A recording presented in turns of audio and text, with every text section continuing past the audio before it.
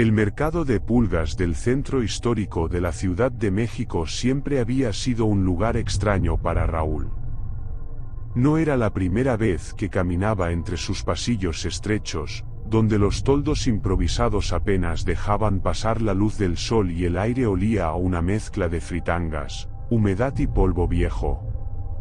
Sin embargo, esa tarde de diciembre, el ambiente parecía distinto, más pesado, como si cada puesto escondiera algo que no debía ser visto. Raúl avanzaba con la mirada fija en los objetos apilados, consolas rotas de los 90, cartuchos amarillentos, cables enredados como serpientes muertas. El bullicio de los vendedores se mezclaba con el eco de un organillero que tocaba a lo lejos, y por momentos el sonido se distorsionaba, como si la melodía se filtrara desde otra dimensión. Fue entonces cuando lo vio, una caja polvorienta, semioculta bajo un montón de revistas de cómputo descontinuadas. El cartón estaba sorprendentemente intacto, con un diseño gráfico que parecía congelado en el tiempo. El título brillaba con letras metálicas, Ecos del Abismo. Raúl se detuvo en seco.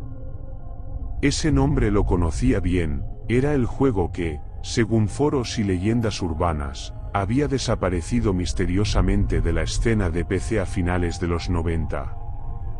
Se decía que las copias habían sido retiradas de las tiendas sin explicación, y que quienes lo habían jugado hablaban de glitches imposibles, de pantallas que mostraban cosas que no podían estar en un programa. El vendedor, un hombre de rostro curtido y mirada cansada, notó el interés de Raúl. Se acercó lentamente, como si no quisiera tocar la caja.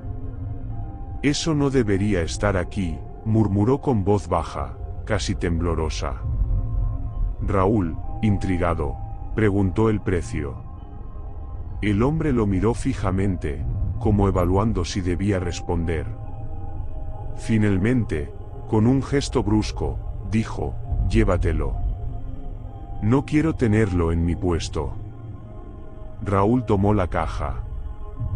El cartón crujió como si nunca hubiera sido abierto. Dentro, un disquete negro, perfectamente conservado, con una etiqueta escrita a mano, versión final. El simple hecho de sostenerlo le provocó un escalofrío. El plástico parecía más frío de lo normal, y por un instante juró escuchar un zumbido leve, como si el objeto vibrara en sus manos. Mientras se alejaba del mercado, Raúl no podía dejar de pensar en lo improbable de su hallazgo. ¿Cómo había sobrevivido intacto un juego que llevaba más de 20 años desaparecido? ¿Por qué el vendedor parecía tan ansioso de deshacerse de él?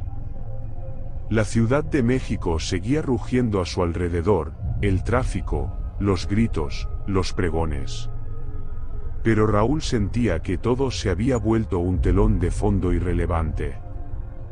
Lo único que importaba era ese disquete, esa reliquia oscura que lo llamaba con una promesa silenciosa. Raúl no podía dejar de pensarlo en el disquete. Lo guardaba en su mochila como si fuera un tesoro, pero también como si fuera un secreto que no debía compartir. Cada vez que lo tocaba, sentía un frío extraño, como si el plástico absorbiera el calor de sus dedos. Esa noche apenas durmió, soñó con pantallas negras que lo llamaban por su nombre, con pasillos interminables donde voces metálicas repetían la misma pregunta, ¿estás seguro de querer recordar? Al día siguiente comenzó su búsqueda.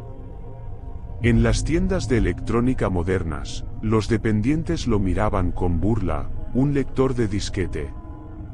Eso ya no existe, joven. Pero Raúl insistía, recorriendo locales cada vez más oscuros, más apartados. En Tepito, un técnico de cabello canoso lo escuchó con atención y luego le dijo en voz baja, ese formato está maldito.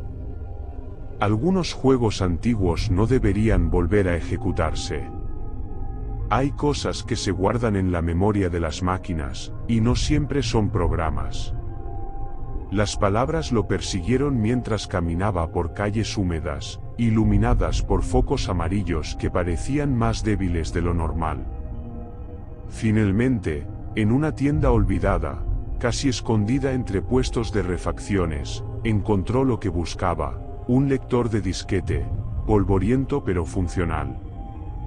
El dueño se lo entregó sin preguntar nada, como si supiera que Raúl no aceptaría un no por respuesta. Esa noche, en su cuarto, conectó el lector a su computadora. El aparato emitió un zumbido áspero, como si protestara por volver a la vida. Raúl insertó el disquete con manos temblorosas. La pantalla parpadeó, y por un instante la habitación se oscureció, como si la luz se hubiera retraído. El sistema reconoció el archivo, pero en lugar de un menú normal apareció un mensaje inquietante: ¿estás seguro de querer recordar? Raúl sintió un nudo en el estómago. El cursor titilaba, esperando su respuesta. El silencio de la habitación se volvió insoportable, roto apenas por el sonido del ventilador de la PC, que parecía girar demasiado rápido. Con el corazón acelerado, presionó Enter. La pantalla se llenó de sombras. No eran gráficos, no eran píxeles, eran contornos humanos, difusos, que parecían observarlo desde dentro del monitor. Y entonces, una voz metálica, pero demasiado cercana, susurró su nombre. El juego no se parecía a nada que Raúl hubiera visto antes. No había menú tradicional, ni configuraciones, ni créditos. Solo 3 opciones escritas en letras blancas sobre un fondo negro: tu cuarto, tu calle, tu rostro. Raúl sintió un escalofrío recorrerle la espalda. El cursor parpadeaba sobre la primera opción, y casi sin pensarlo, presionó Enter. La pantalla se iluminó con una imagen borrosa, pero reconocible: su propio cuarto. La cama desordenada, el póster de videojuegos en la pared, incluso la taza de café olvidada sobre el escritorio.